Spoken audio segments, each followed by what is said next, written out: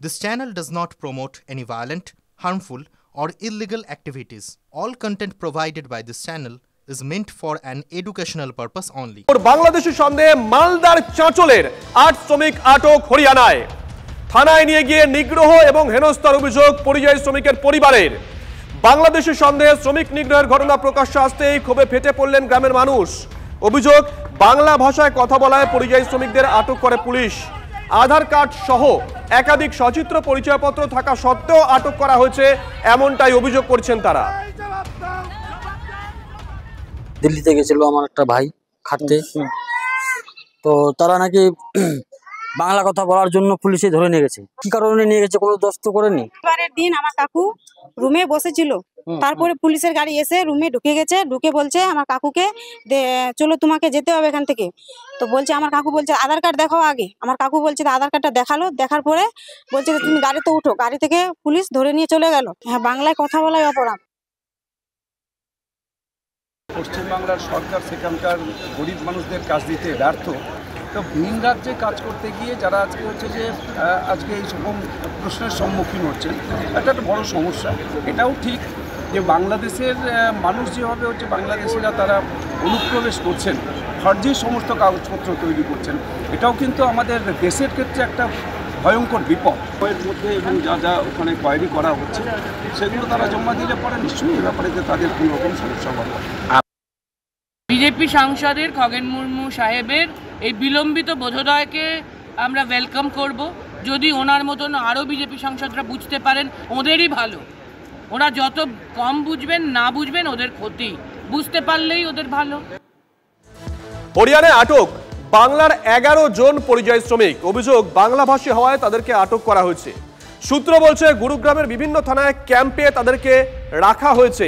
আটক শ্রমিকরা দক্ষিণ দিনাজপুরের গঙ্গারামপুরের বিভিন্ন এলাকার বাসিন্দা। গঙ্গারামপুরে 2 জন, কুশমন্ডি 2 জন এবং হরিরামপুরে 7 জনকে আটক করা হয়েছে। জেলা পুলিশ সূত্রে জানা গেছে আটক হওয়া শ্রমিকরা ভারতীয় নাগরিক কিনা তা যাচাই করতে দক্ষিণ দিনাজপুরে আসবে হরিয়ানার পুলিশ। গঙ্গারামপুরের শ্রমিক আব্দুর হোসেন কয়েক বছর ধরে গুরুগ্রামে টোটো চালাচ্ছেন। আতঙ্কে রয়েছেন আব্দুরের পরিবার সহ বাকি শ্রমিকদের পরিবার। হরিয়ানায় গাড়ি চালাচ্ছিল, ও খাইতে আসছিল, তখন ওকে বলছে এদেরকে আসামিগুলো ধরছি, ওদের পৌঁছাই দিয়েছো। পৌঁছাতে যাই ওকে সব ঢুকাই দিছি, আর ছাড়িচ্ছে না। কি মানে কি কারণ দেখিয়ে তাকে আটকে রাখা হয়েছে? বাংলাদেশি। বাংলাদেশি? হ্যাঁ। আপনারা মানে কোথাকার নাগরিক? এখানকারই। বংশী থানার পুলিশ যাই, ওখানে লোক ধরেছিল, আরও 10 জন ধরেছে ওখানে। তো আমার ছেলে আসতেছিল, আমার ছেলেকে বললো যে তুমি এগুলো নাকি থানায় পৌঁছে দিয়ে আসো। তো থানায় পৌঁছে গেছে, ওখানে যেয়ে ওকে আটকে দেওয়া হয়েছে। তা আমরা বাড়ি থেকে আসে প্রমাণপত্র সব কিছু দিলাম, তবু ওখানে ছাড়ানো হয়নি। আমরা খুব ভয়ের মধ্যে রয়েছি, কারণ আমাদের সঙ্গে এরকম হতে পারে সেটা বলা যাবে না। কিন্তু আমরা তো গরিব অসহায় লোক, কী করব? দেশের মধ্যে তো জমি জায়গা নাই দিয়ে আমরা করে খাবো, তাই আমরা বিদেশ যাচ্ছি একটু কাজকর্ম করে খাওয়ার জন্যে, ছেলেমেয়েদের মানুষ করার জন্য। কিন্তু এইভাবে যদি হয় তাহলে আমরা কীভাবে বাঁচবো? ভিন রাজ্যে এখন কাজে যেতে ভয়, দুশ্চিন্তায় চন্দ্রকোনার পরিযায়ী শ্রমিক। কাঠের মিস্ত্রি হিসেবে ওড়িশায় কাজ করতে গিয়ে বাংলাদেশের সন্দেহে আটকে রাখা হয়েছিল পশ্চিম মেদিনীপুরের চন্দ্রকোনার বাসিন্দা হানিফ আলীকে, এমনটাই অভিযোগ। পশ্চিমবঙ্গ সরকারের সহযোগিতায় ছাড়া পান তিনি। এরপর ঘরে ফিরে আসেন হানিফ, এখন দিনমজুরে কাজ করছেন।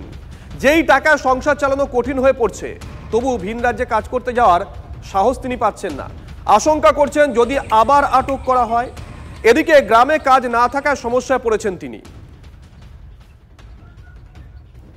কাঠের কাজ করতে গেলাম, ওখানে বাংলাদেশে বলে তুলে নিল, ওখানে তুলে নিয়ে ওরা থানায় ফানায় নিয়ে চলে গেল, ওরা নিয়ে যে আটকে দিল। পয়সা করে কিছু ছিল নি আমাদের ছাড়ানোর মতন। এবার এখানে আমাদের প্রপোজাল করে সব করে যোগাযোগ করে সব ছাড়িয়ে, এবার নিজের পয়সায় আমরা ছেড়িয়ে এসছি।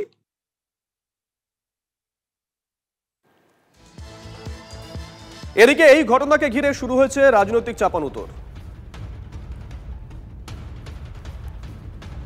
ভারতবর্ষে যতগুলো রাজ্য রয়েছে তার মধ্যে পশ্চিমবাংলা সবথেকে বেকারত্ব বেশি, পরিযায়ী শ্রমিক বেশি। তো সেই জায়গায় এই সমস্ত পরিযায়ী শ্রমিক বিভিন্ন কারণে বিভিন্ন জায়গায় আটকে পড়েছিল। আর এই রাজ্যের সরকার, তৃণমূল সরকার, মমতা বন্দ্যোপাধ্যায় বারে বারে বিজেপিকে বদনাম করার চেষ্টা করেছে, বিজেপির দিকে আঙুল তুলে কথা বলেছে। সেই সমস্ত পরিযায়ী শ্রমিক পশ্চিমবাংলায় ফিরে এসেছে। এই রাজ্য সরকার কোনোভাবেই সহযোগিতা করেনি, তাদেরকে তাকিয়েও দেখেনি।